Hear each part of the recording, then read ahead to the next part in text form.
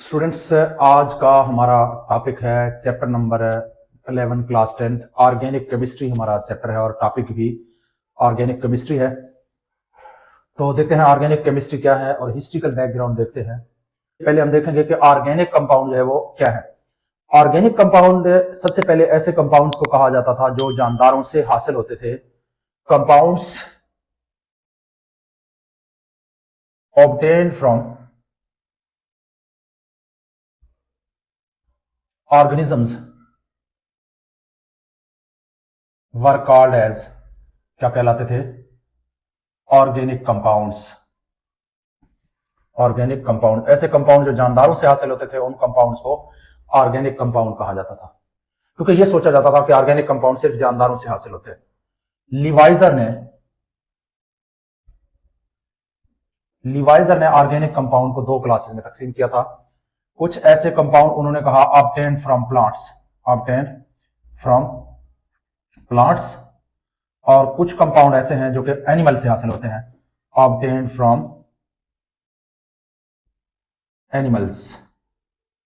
लिवाइजर के मुताबिक जो प्लांट से हासिल होते थे, लिवाइजर के मुताबिक उनके अंदर कार्बन, हाइड्रोजन और ऑक्सीजन लाजमी तौर पे मौजूद होते थे। और उन्होंने कहा जो ऑर्गेनिक कंपाउंड एनिमल से हासिल होते हैं, उनमें कार्बन, हाइड्रोजन, ऑक्सीजन के अलावा नाइट्रोजन, सल्फर और फास्फोरस ये एलिमेंट भी पाए जाते हैं।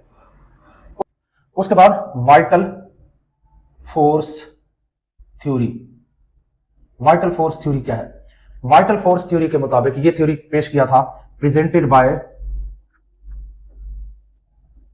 जैकब्स बर्जीलियस ने पेश किया था। इस थ्योरी के मुताबिक ऑर्गेनिक कंपाउंड को लेबोरेटरी में तैयार नहीं किया जा सकता मसनूई तरीके से, क्योंकि इनको बनाने के लिए एक कुव्वत चाहिए होगी जो सिर्फ जानदारों में पॉसिबल है, जानदार अजसाम में पॉसिबल है। जानदार अजसाम के बाहर वो कुव्वत पॉसिबल नहीं है। फिर उसके इस थ्योरी को वाइटल फोर्स थ्योरी कहा गया। According to this theory,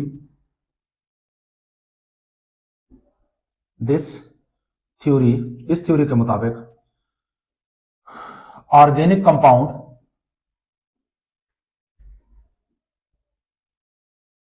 are can be formed only in living things. जिंदा चीजों में ऐसे पॉसिबल है कि ऑर्गेनिक कंपाउंड बना लें, because synthesis of organic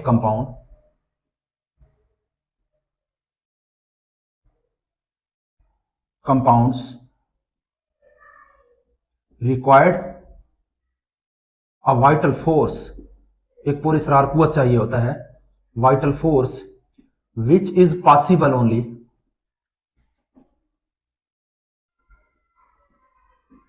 in living things। सिर्फ जिंदा जानदारों में ये जो वाइटल फोर्स है वो मौजूद है, बाकी कहीं भी ये फोर्स पॉसिबल है नहीं है। इस थ्योरी को वाइटल फोर्स थ्योरी कहा जाता था। लेकिन बाद में क्या हुआ, ये थ्योरी जो है तकरीबन 19वीं सदी के स्टार्ट में 1828 तक तो ये यकीन किया जाता था ऑर्गेनिक कंपाउंड है वो लेबोरेटरी में तैयार नहीं हो सकते। उसके बाद वोलर, एक साइंटिस्ट है वोलर, उसने लेबोरेटरी में एक ऑर्गेनिक कंपाउंड तैयार किया, urea. Prepared organic compound urea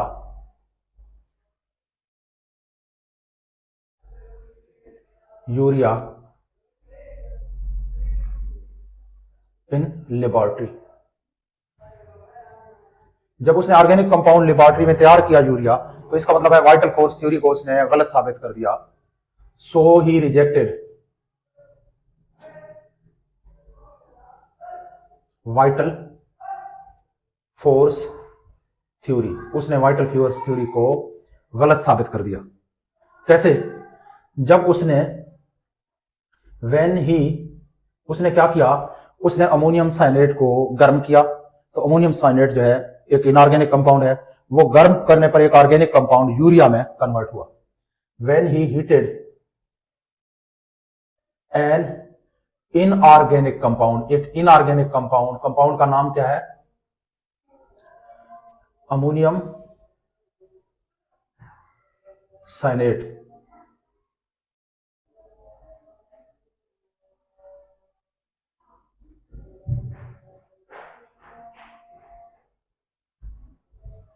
NH4CNO ammonium साइनेट, ये फार्मूला है।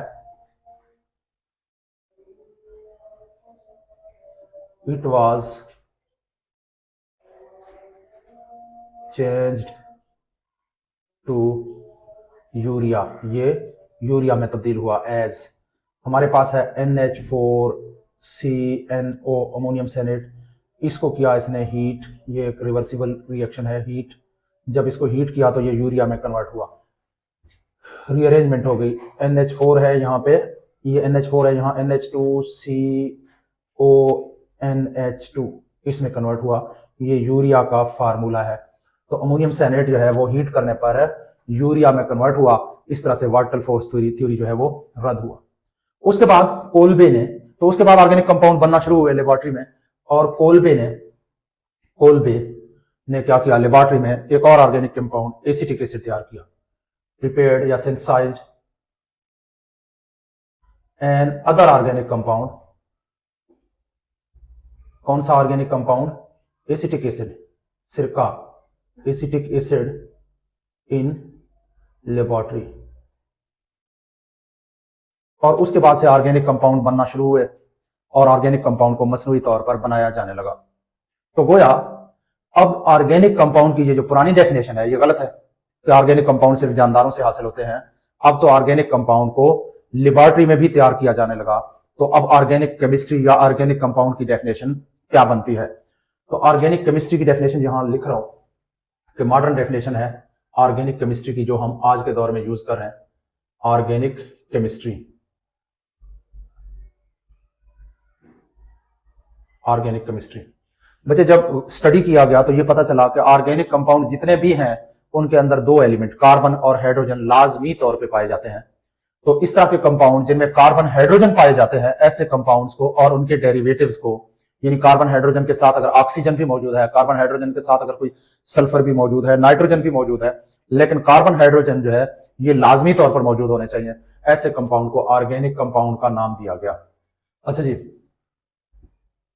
द ब्रांच ऑफ केमिस्ट्री, अब डेफिनेशन है ऑर्गेनिक केमिस्ट्री की, branch of chemistry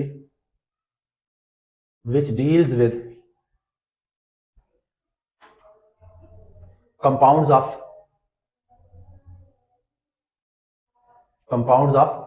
carbon, hydrogen and their derivatives is called chemistry की इस ब्रांच को ऑर्गेनिक केमिस्ट्री कहते हैं। ऑर्गेनिक केमिस्ट्री यानी इनमें ऐसे कंपाउंड सारे जिनमें कार्बन हाइड्रोजन लाजमी तौर पर मौजूद है, उन ऐसे जो है केमिस्ट्री की ब्रांच को ऑर्गेनिक केमिस्ट्री, और इस तरह के कंपाउंड को ऑर्गेनिक कंपाउंड कहते हैं। तो ऑर्गेनिक कंपाउंड की definition, organic compounds, compounds of carbon hydrogen, compounds of carbon hydrogen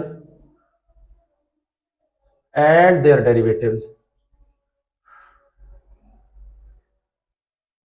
are called, carbon hydrogen के कंपाउंड और उनके derivatives are called organic compounds, organic compounds.